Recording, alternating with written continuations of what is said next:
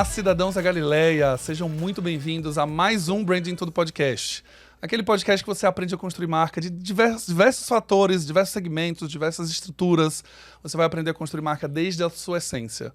Se você chegou aqui através do link de um amigo, seja muito bem-vindo. Eu me chamo Galileu Nogueira, eu tenho mais de 14 anos de experiência ajudando a construir marcas muito queridas nesse Brasil, como Cora, Ambev, LiveUp, Whirlpool e tantos outros clientes. E a ideia desse podcast é que eu conte para você as minhas experiências para que você aprenda com os meus erros e os meus acertos, assim como também dos meus convidados.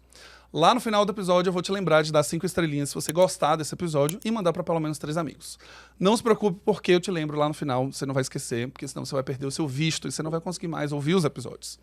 Se você gosta de nos assistir também, a gente tem um canal no YouTube, youtube.com/Galileu Nogueira, tem uma arroba na frente, para quem gosta de assistir um podcast. Geralmente as pessoas que gostam de assistir colocam um caderninho, vão fazendo anotações, tem aquele momento mais de estudo. Então, se você gosta de YouTube, vai que vai. No episódio de hoje, a gente vai conversar com um cara que eu tive o prazer de colaborar dentro do seu estudo de caso, como presidente, como CEO, lá no meusucesso.com, que eu dei uma aula, lá da marca Aramis, e hoje a gente está aqui com o Richard Stade, que é o CEO da Aramis Inc., que agora é um grupo de marcas. Seja bem-vindo. Muito obrigado, estou feliz de estar aqui. Quando eu fiquei sabendo que a gente ia gravar um podcast depois do meu sucesso e você viu toda a história e a jornada, acho que vai ter um bate-papo bem divertido aqui. Vai ser bom demais. Gente, só fazendo um profile aqui do Richards. Do Richards é ótimo, né? Sabia que todo mundo que me coloca o S no final, eu coloco o S no final da pessoa no e-mail? Richards, sempre @Aramizinho. E aí, Galileus? Eu amo.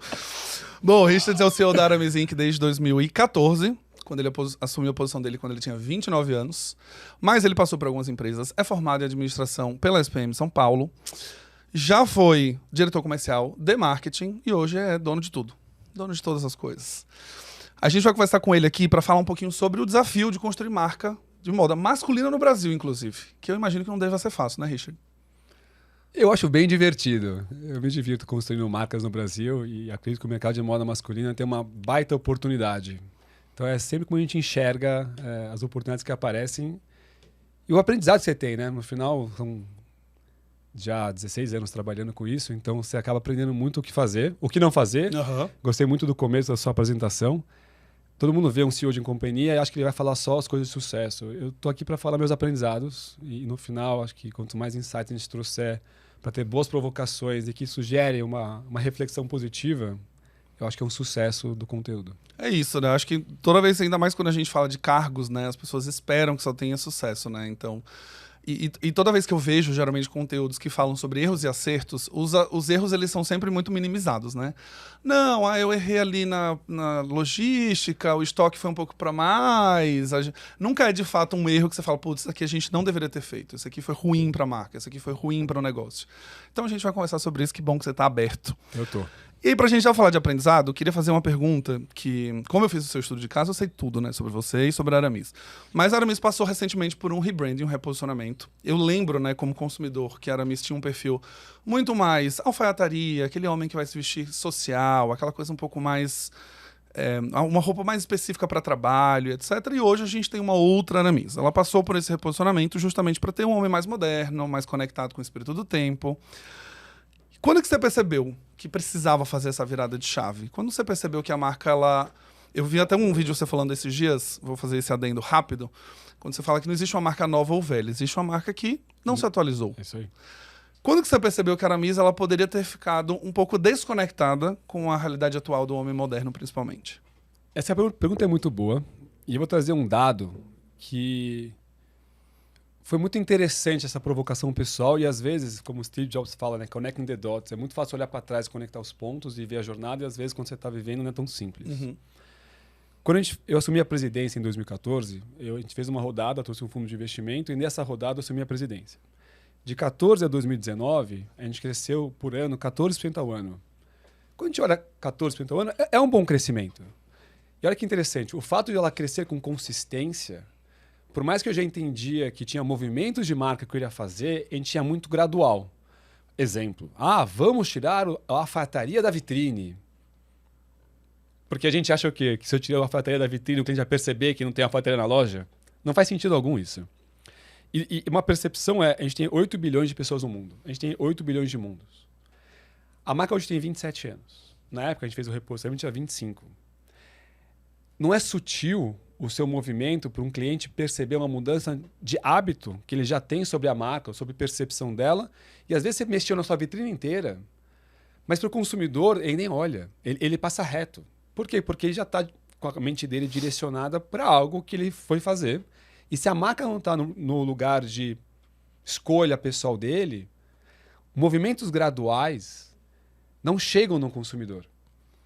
Então, a sensação é, queria já mexer na marca, essa frase que você falou que eu acho bem relevante, não tem marcas novas nem velhas, tem as que não se atualizam, e a Aramis precisava dessa atualizada.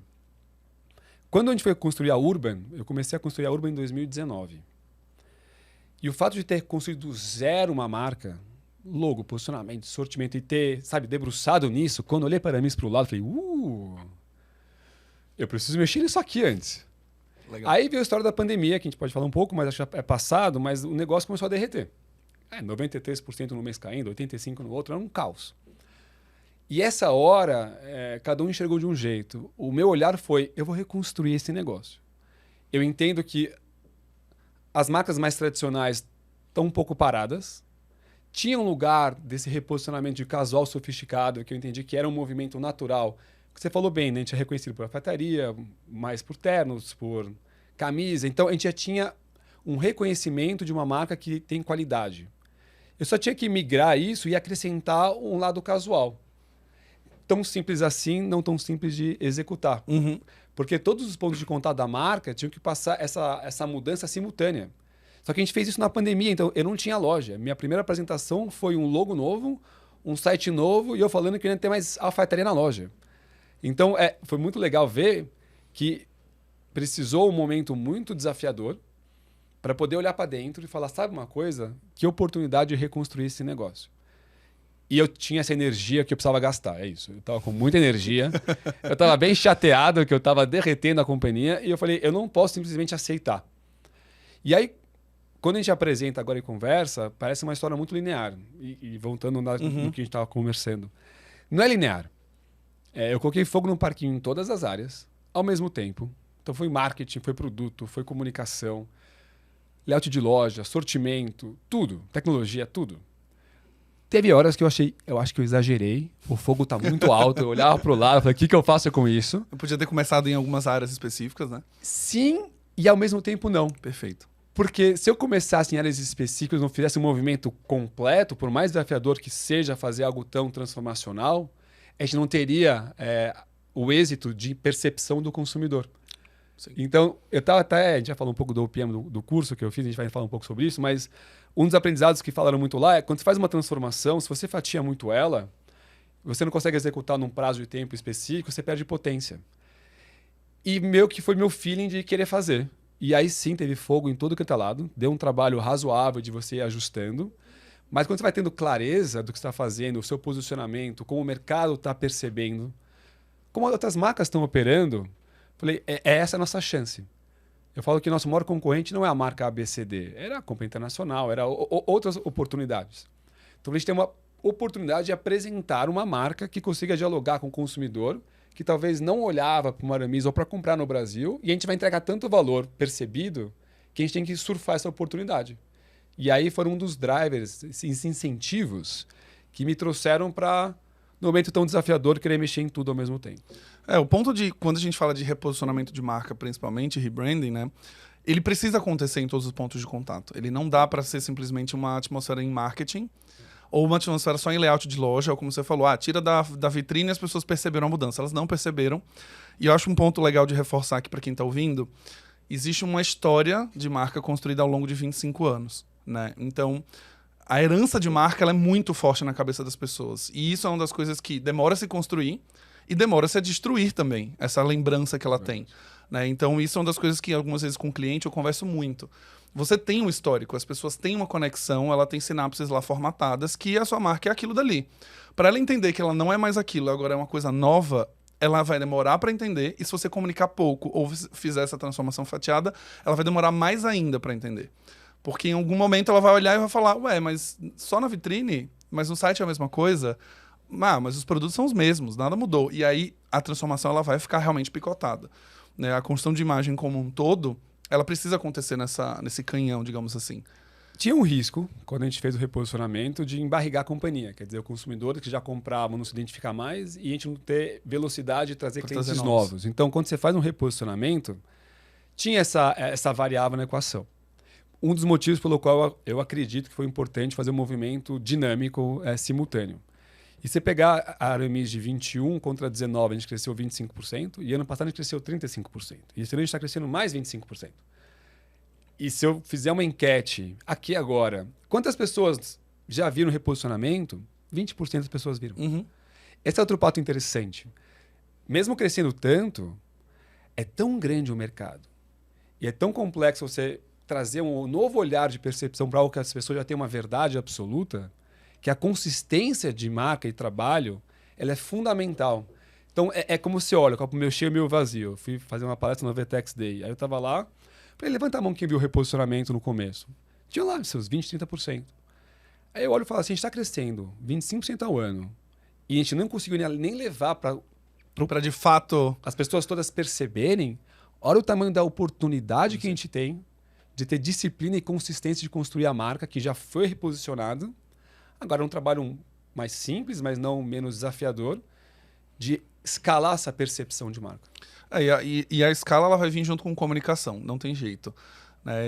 Quando a gente fala de reposicionamento, e isso é uma das coisas mais desafiadoras para os CEOs entenderem, né? Eu já trabalhei no corporativo e hoje atendo cliente em consultoria, é que existe uma sensação de que isso vai ser muito rápido, que o seu consumidor ele vai perceber, porque ele já é o seu consumidor, né? Então, em teoria, existe uma percepção de que não, se ele já me consome, ele compra sempre, ele vai ser o primeiro a perceber essa mudança.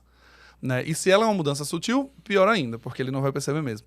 Mas ainda que seja uma mudança drástica, de um ponto de vista de talvez portfólio de produto, arquitetura, ainda assim é uma desconstrução para acontecer. Né? Tem um case que foi assim, um pouco recente, que é o da Tiffany. Né? A Tiffany é uma marca centenária e ela se conectava com uma geração de jovens dali, que era a herança das joias da mãe que passava para a filha. E aí ela chega no momento atual e não consegue se conectar com a geração Z, por exemplo, e não consegue se conectar com uma geração um pouco mais nova. E ela tem que fazer uma ruptura muito forte. Isso causa um certo estranhamento. Né? A campanha era This is not your Tiffany's mom. Né? Então, assim, basicamente não é a joia da sua mãe.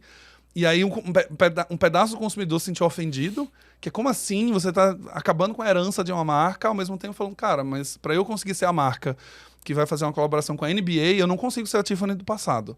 Eu preciso ter uma ruptura, eu preciso ser drástico, eu preciso fazer... Mas ainda assim, a imagem de marca tem 150 anos.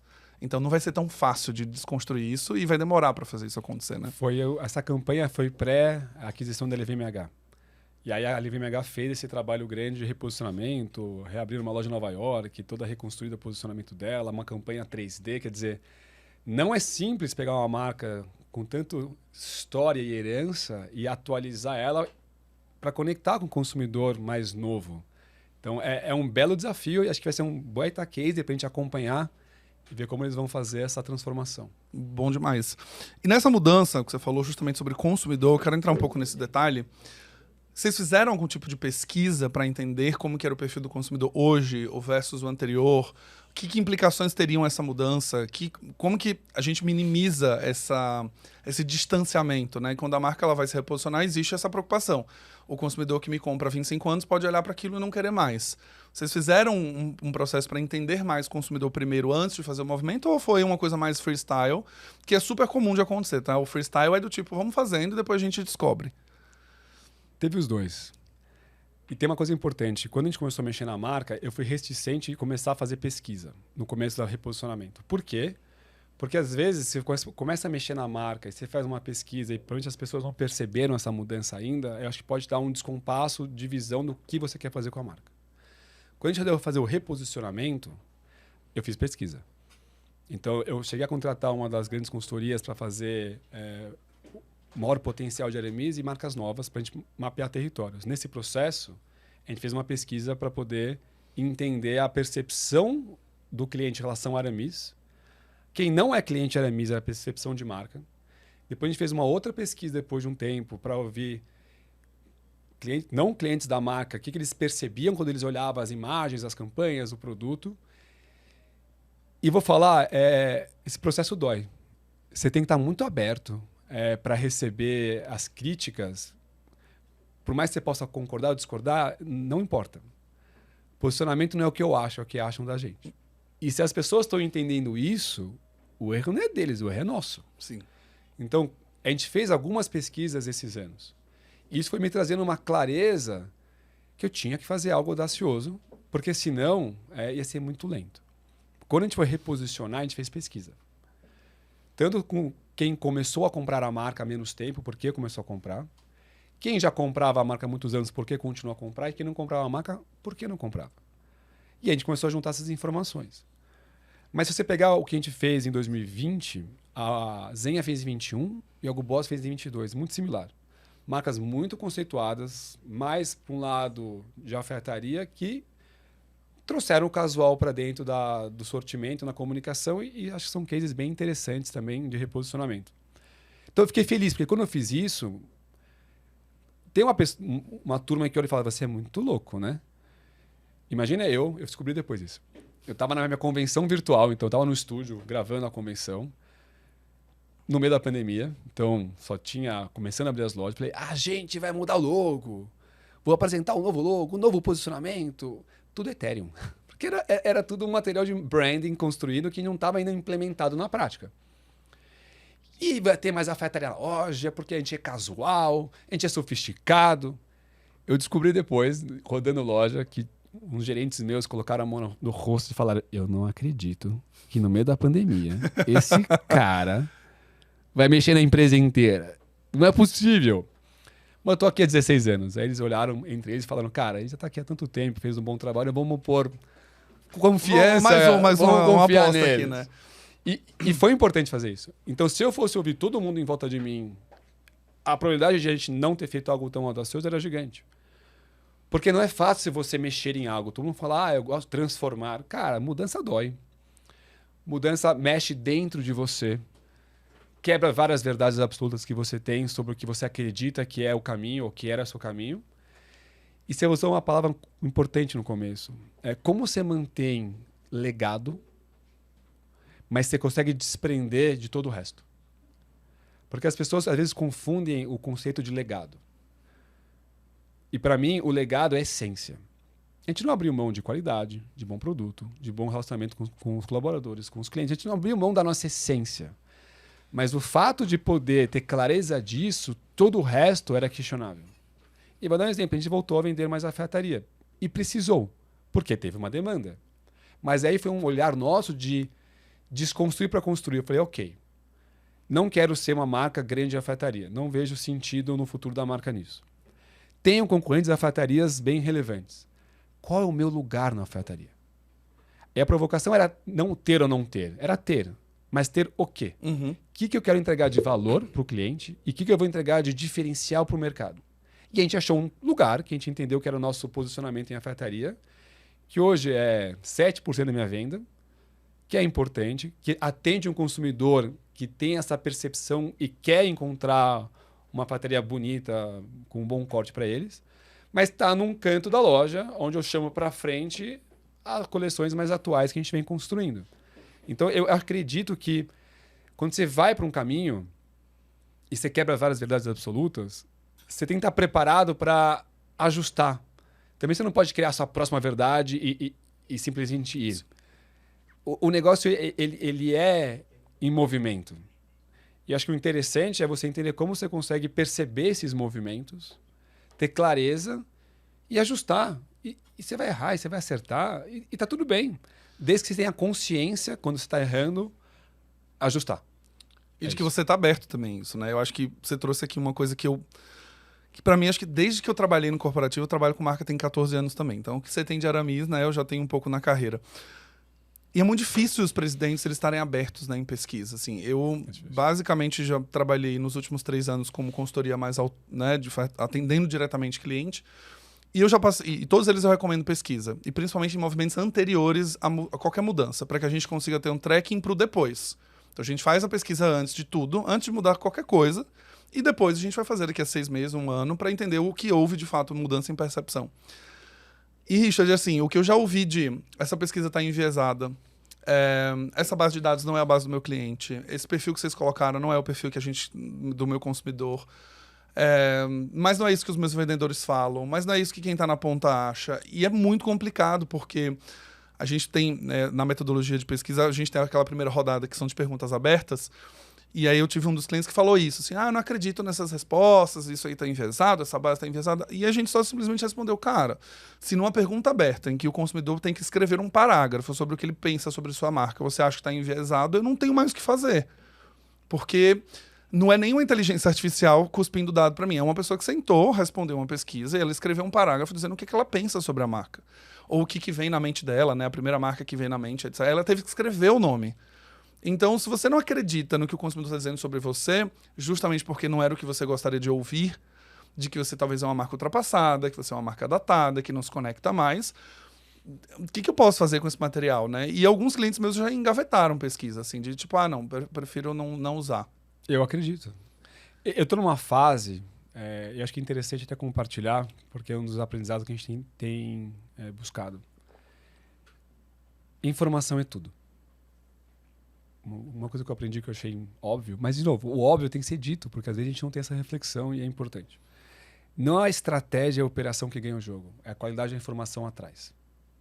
Ponto. Porque qualquer coisa que você faça com estratégia, operação, por mais que seja bem executada, se você não tem a qualidade da informação para ter clareza, você está se enganando. Então a gente está numa fase, há quase um ano, construindo, vou usar o termo que você falou em inglês, que é o data lake, é esse mar, esse lago de informação do cliente. E a gente está colocando tudo lá. E a gente está começando a trabalhar em cima, direto, dos dados do cliente nosso. Porque aí você começa a entender a parte de atitude também. E quem é esse cliente? E por que ele está comprando? E por que ele parou de comprar? E você já mandou pesquisa para entender o porquê ele parou de comprar? A gente está o tempo inteiro fazendo pesquisa.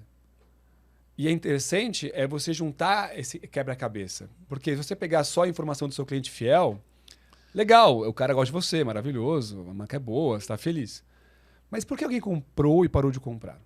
Por que era um cliente especial, super VIP seu, e hoje não está mais comprando com você? O que motivou uma pessoa que não comprava a começar a comprar?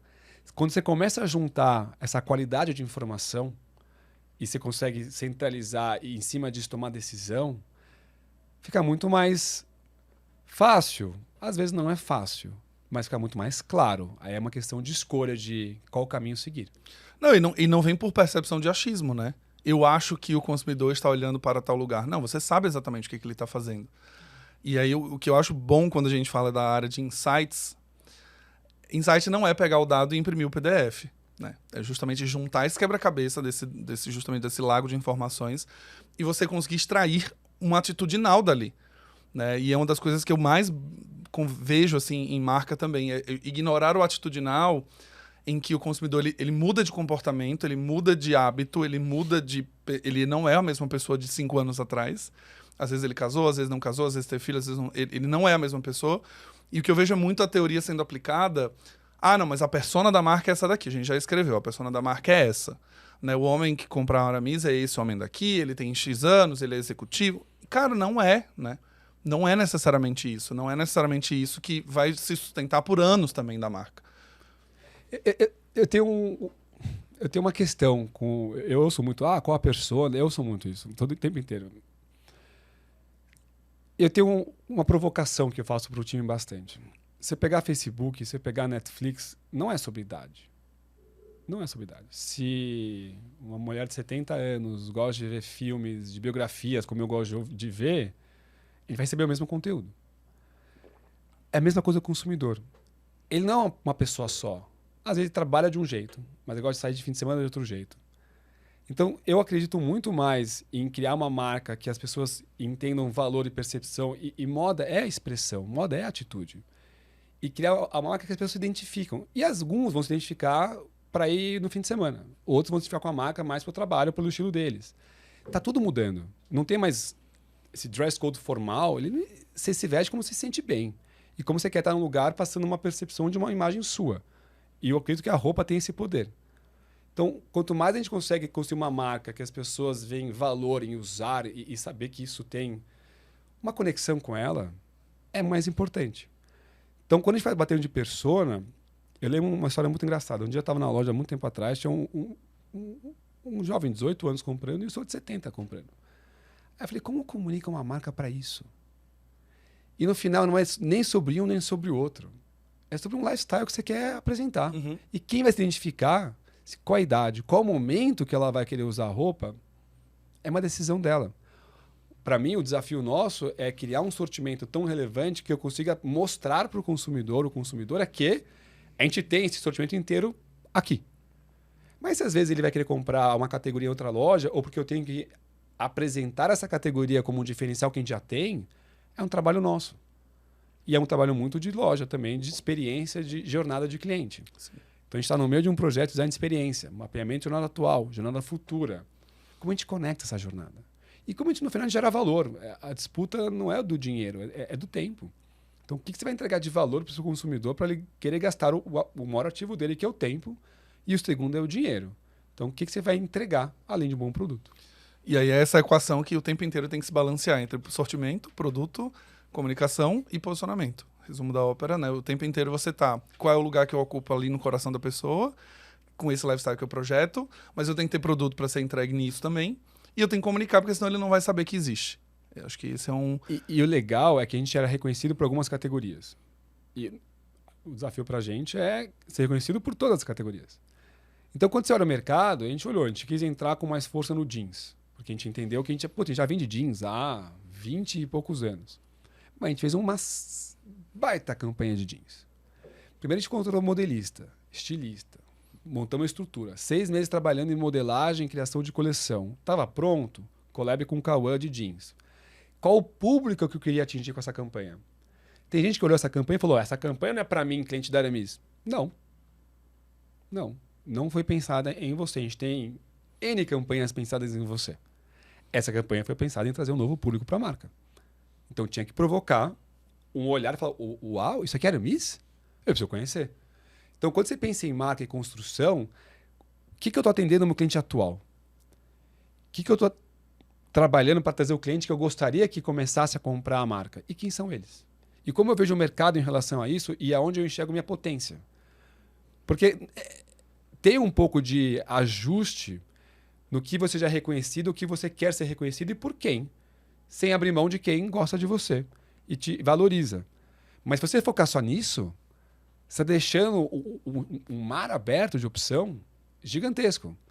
E a gente está com 108 lojas e 1.100 multimarcas no Brasil.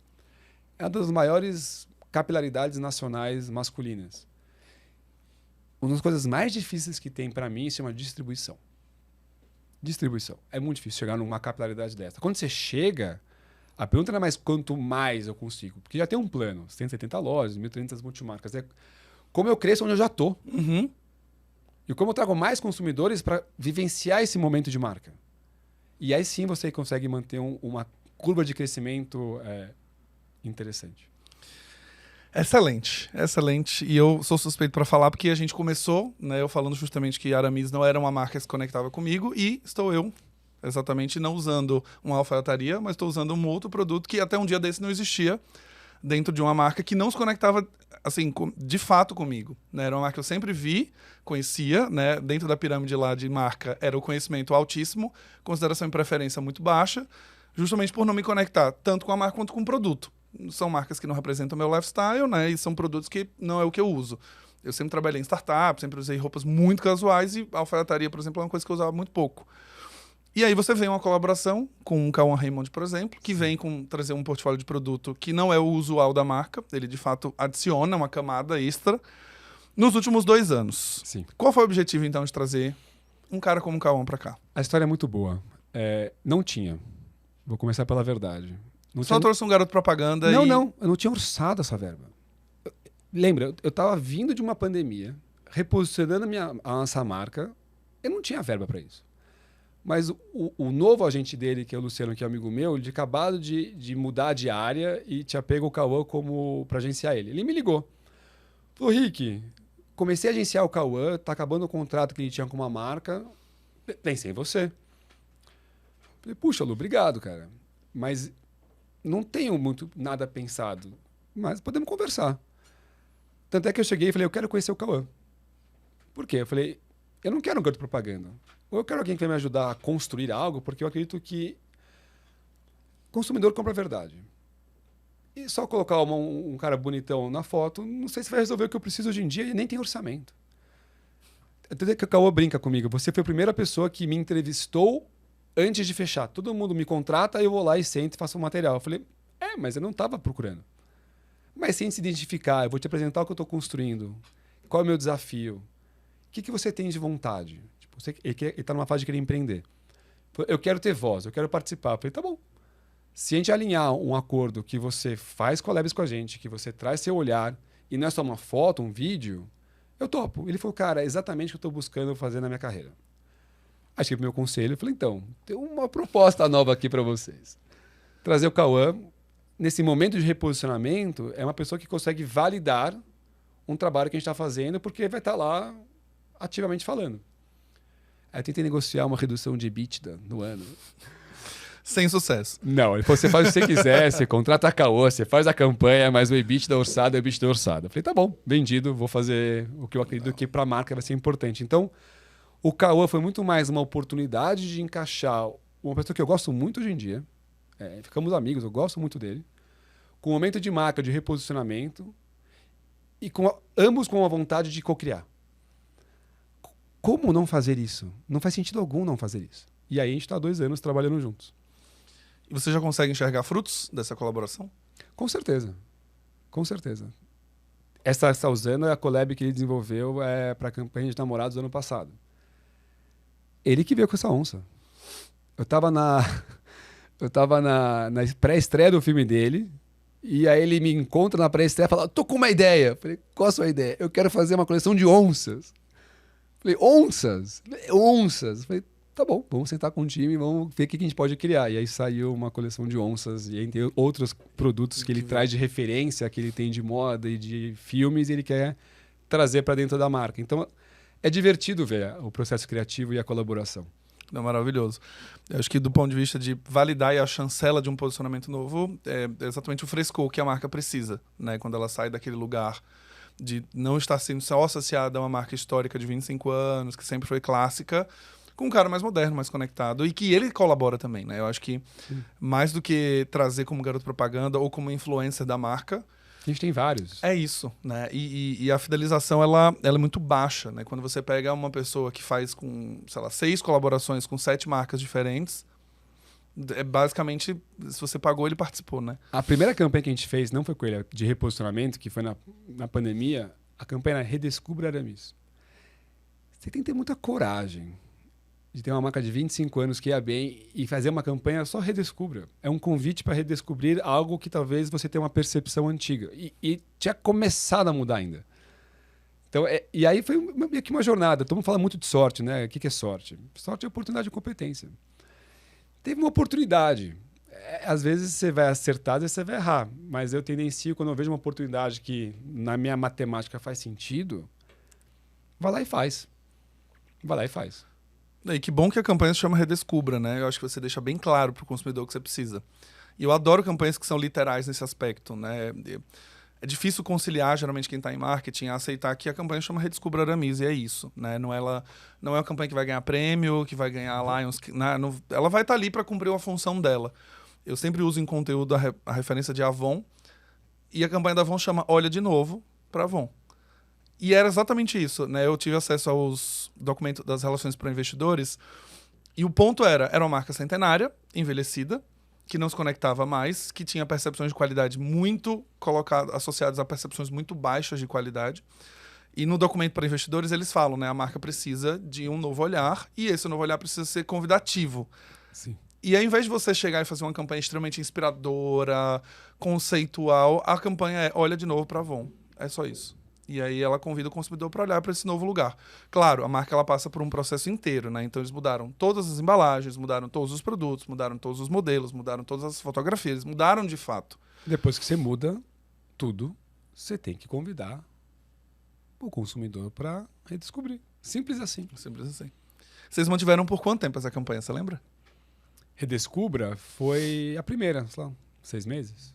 É que hoje mudou muito o mundo, né? Eu lembro lá atrás, quando eu entrava, era uma campanha por semestre, muito bem feita, obrigado, que durava uma eternidade, porque ficava na revista, ficava na loja, Sim. e hoje o conteúdo dura uma semana. Quando ele é muito bom, senão duram 2 dias. Essa é a real. O algoritmo já não te entrega mais. Então, é esse lugar, e de novo, o que também achei interessante, que a gente tem testado bastante, você tem que ter clareza da sua audiência. Com quem você quer falar? Porque se você pegar influenciadores ou campanhas que dispersam muito, o consumidor não percebe. Então, quando você tem clareza, eu quero falar com esse consumidor, quais são os pontos de contato? Quem são os influenciadores? Quem são os embaixadores? Quem são as pessoas? Qual é o conteúdo que eu tenho que fazer para, de repente, ele receber um volume de informação de Aramis vindo de vários lugares simultâneos? Aí algo se torna viral. Não é uma bala de prata, vou fazer uma campanha gigante. Não vai. Infelizmente não vai. Sim.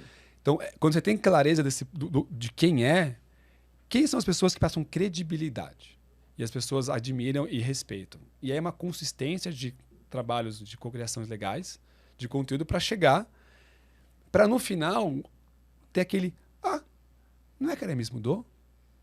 Esse não é que a Aramis mudou é um trabalho de consistência e estratégia complexa. E isso aqui é interessante, que as pessoas acham que vai fazer uma coisa e vai virar. Não vai virar.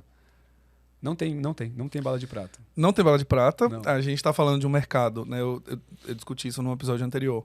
O Brasil recebeu 305 mil pedidos de registro de marca em 2022.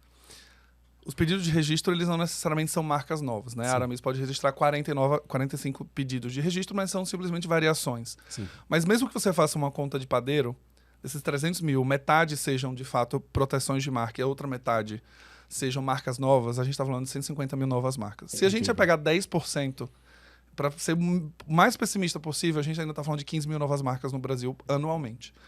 Então, essa construção ela vai demorar. Né? Um consumidor americano ele vê 4 a 10 mil anúncios por dia. É óbvio que ele vai esquecer de você rapidamente, se você não tem essa consistência. Isso. Eu sempre falo da tríade, né? Alcance, consistência e frequência.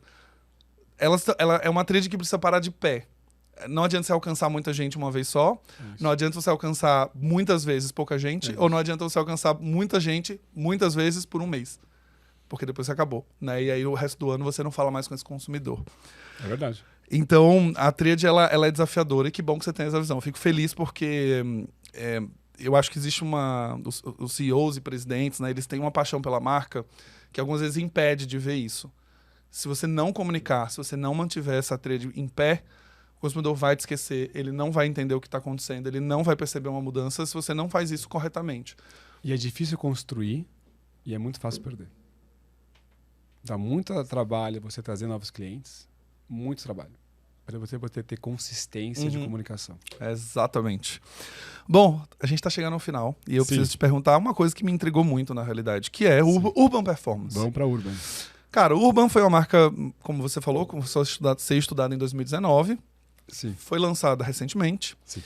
E a primeira coisa que eu pensei foi, por que não continuar como Aramis? E por que criar uma submarca? Por que a gente precisou ter um outro nome, né? Dentro de uma estratégia de fortalecimento de uma marca mãe, uma master brand, você tem... Cara, eu vou colocar tudo no meu próprio universo aqui dentro. Eu vou fazer a minha multicategoria acontecer. Eu tenho esse desafio de posicionar a marca para ser percebida do início do lifestyle dele, da academia até a hora de sair, da balada até a hora de ter uma roupa mais casual. E eu quero concentrar tudo em mim mesmo. Né? Esse é o pensamento de dominação mundial de uma marca. Eu quero ser tudo ali. Sim. Né? Quando a gente olha a Zara você vai comprar roupa para ir treinar ou você vai comprar roupa para sair. É tudo Zara, não tem nenhuma outra marca lá dentro. Né? A parte casual, a parte alfaiate, é tudo uma coisa só. Sim. Por que criar uma marca nova numa estrutura de submarca? Boa. Primeiro, a Aramis está com 108. A gente tem um plano de chegar em 170 lojas e as 1.300 multimarcas. A minha vontade é fazer uma House of Brands do universo dos homens. Por quê? Porque a gente tem hoje uma das maiores marcas por trás.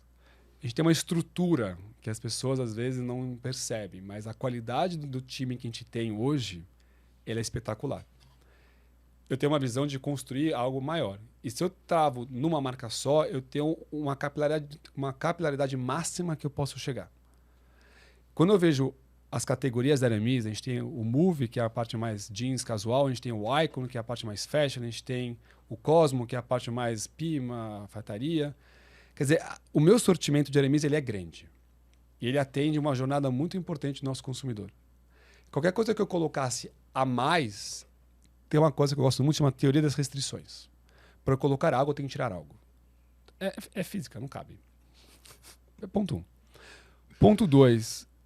Eu tenho esse sonho de construir essa plataforma.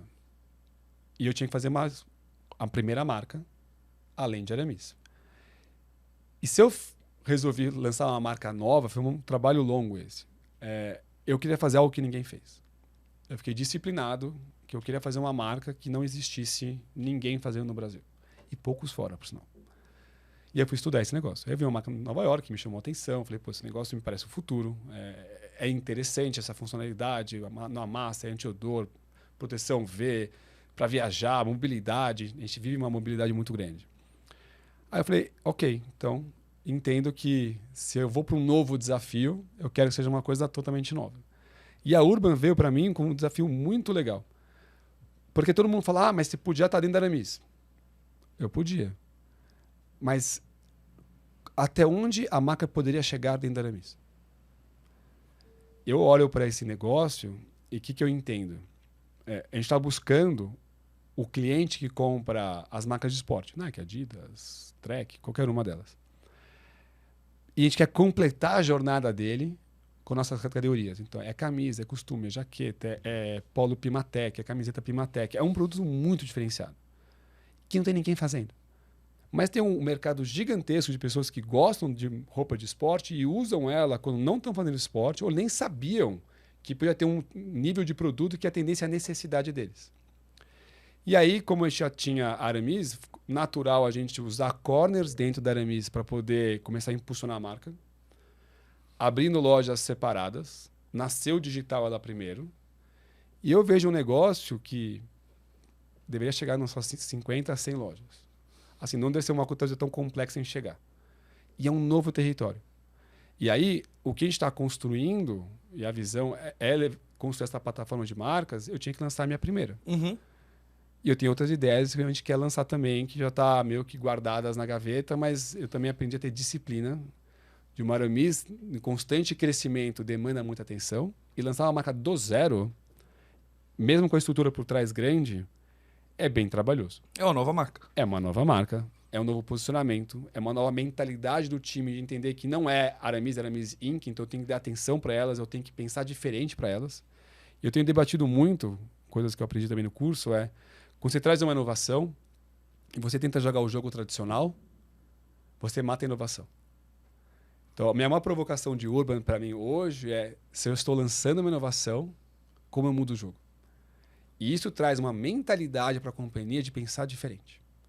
E quem cresce, todo mundo. A Aramis e tudo que a gente for fazer. Então, eu estou muito empolgado com a Urban. Estou com até minha calça da Urban. Eu sou fã da marca porque eu acho que ela entrega um valor que nenhuma marca entrega. Então, qual é o desafio para mim da Urban que eu tenho trazido para a comunicação? Que também eu aprendi no curso, mas é óbvio. Gente real, na prática, mostrando um diferencial na experiência do cliente. Então, para mim, é uma marca que tem que ser vivida. Porque eu estou desmistificando tecidos que as pessoas não tinham a percepção que eles poderiam usar além do esporte para a realidade deles. Como? Mostrando na prática a funcionalidade do produto. E aí é muito legal, porque você está construindo uma coisa do zero. Uhum. Tem um amigo meu, um dia que chegou para mim, antes de lançar a Urban, ele falou, eu não sei o que é mais difícil, lançar uma marca ou reposicionar uma marca. Eu falei, eu não sei, vou fazer as duas. Vou reposicionar uma e vou lançar outra. Na falta de uma, eu faço duas. duas. E eu vou descobrir o que é mais difícil fazer e vou tentar aprender o máximo que eu posso com as duas oportunidades, porque eu acredito que o que a gente tem por trás é tão valioso que as pessoas veem a ponta do iceberg, que são as lojas, a comunicação. É a ponta que as pessoas enxergam. O que eu estou trabalhando e olhando é o que está para baixo. É a cultura. É a qualidade da colaboração do time que a gente tem. É a força de muita gente legal pensando e querendo se desafiar e construir uma coisa inovadora e criar algo novo. É isso que me move. É isso que me faz acordar todo dia e querer trabalhar. Então, quanto mais eu conseguir empoderar meu time, poder contratar gente boa e mostrar uma visão de escalabilidade para as pessoas também dedicarem o tempo dela com a gente, faz sentido o processo. Então, a Urban, para mim, foi só a primeira, Mas já que era a primeira, tinha que ser algo que ninguém fez, porque senão não tem graça dançar Mais do algo mesmo, novo. né? Exatamente, Foi mais isso. do mesmo. Richard, eu acho que a gente poderia ficar aqui mais 2 horas. Dá E eu tempo. não perguntei metade das coisas que eu queria perguntar. Mas a gente tem um compromisso aqui de ter um episódio em que é exatamente isso. A gente concentra o máximo de informações valiosas nesse Boa. tempo que a gente define. E a gente vai inaugurar hoje com você um quadro que já há um tempo que eu queria fazer, que é o seguinte. Eu acredito muito que quando a gente vai falar de branding, eu não preciso ficar falando de Nike, Apple e Adidas. O Brasil tem muita coisa legal sendo feita. A gente tem marcas icônicas que são criadas aqui, com times muito feras, Sim. com estratégias 100%. Uma marca no Brasil que você acha que está fazendo um excelente trabalho em construir, a não ser, né, não pode falar Aramis, claro. Nem falaria, eu acho que tem que trazer outros casos. Eu pensei em algumas. E voltando de viagem, eu percebo o quanto o Brasil é um continente de tamanho, o que é maravilhoso, porque tem um espaço para crescer, mas o quanto difícil é você conseguir tirar marcas brasileiras e conquistar o mundo. Então eu comecei a refletir quais são as marcas que eu acredito que estão fazendo um trabalho bonito de levar a autenticidade brasileira para fora. Uma que eu tenho gostado e a gente tem que valorizar é a Farm. Eu acho que a Farm global, como eles estão construindo a marca Estados Unidos e Europa, é algo bonito de se ver. Porque tem identidade, tem a... O Brasil já é acho que uma das maiores marcas que tem nacionais hoje em dia, e eles entenderam como levar essa marca para o mundo, levando o DNA brasileiro, mas entendendo a necessidade das regiões. Então, se é para ser só uma, eu vou valorizar hoje o trabalho da Farm. Boa, maravilha. Eu também gosto bastante do trabalho da Farm. Eu sou um consumidor muito de roupas de... Eu consumo muito sneaker, muito Adidas em si, né? E quando eles começam a anunciar as collabs ali, que você vê Farm e Adidas, você fala, cara, chegaram no lugar. Assim, né? No momento em que essa coleção sai do Brasil com a Adidas endossando ali Incrível. e leva pra fora aquilo, você fala, putz, eles conseguiram chamar a atenção de uma grande marca, de um grande player, e essa colaboração, ela não foi pontual, ela já acontece há alguns anos. Sim. Né? Eu já vi acompanhando alguns lançamentos de coleção, eu falei, eles chegaram nesse lugar. E foi feito um trabalho assim, sensacional de construção de base mesmo. A Farm tem um posicionamento muito específico, muito claro. Muito claro. E muito desenhado para gerar uma experiência muito positiva. Né? Então, desde a playlist da Rádio Farm até a maneira como as lojas são construídas, existe um desenho que foi intencional. E que para mim é uma das coisas que, na época, acho que era o Carvalhal, né, que fez todo esse trabalho, né, junto com a Alma também. E depois ele foi seguir a carreira solo. Sim. Então... Richard, muito obrigado pelo seu tempo, pela generosidade em compartilhar esses bastidores. Eu acho que esse episódio tem muita riqueza para quem está ouvindo em casa, principalmente porque tem bastidores reais aqui de uma marca brasileira muito próximo. A gente está ouvindo aqui você falar do desafio de como foi a pandemia e sim, algumas coisas foram feeling, outras coisas foram pesquisa, outras coisas eu queria fazer porque eu quis, outras coisas é porque precisava. Então, obrigado pela generosidade de compartilhar com a gente. Imagina, foi um prazer. Espero que vocês curtam, pessoal. Como é que é? Cidadãos da Galileia. Cidadãos da Galileia. Curtam, compartilhem, 3 amigos. A gente vai gostar. Boa, gente. Se vocês gostaram desse episódio, mais uma vez, não esquece de dar 5 estrelinhas no seu player favorito. Assim o Spotify, o Apple Podcasts, todos eles entendem que esse conteúdo é muito relevante. E para você renovar o seu visto de cidadão da Galileia, lembre-se de encaminhar para 3 amigos, para que eles possam aprender a como construir uma marca de moda brasileira com o CEO da Aramis, que está aqui nesse episódio. Aramis Inc. Tem que falar o Inc. agora no final, Yes. porque agora tem 2 marcas embaixo desse grupo. E se você gostou, então não esquece de mandar para seus amigos, beleza? Um abraço e vejo vocês no próximo Branding Tudo Podcast.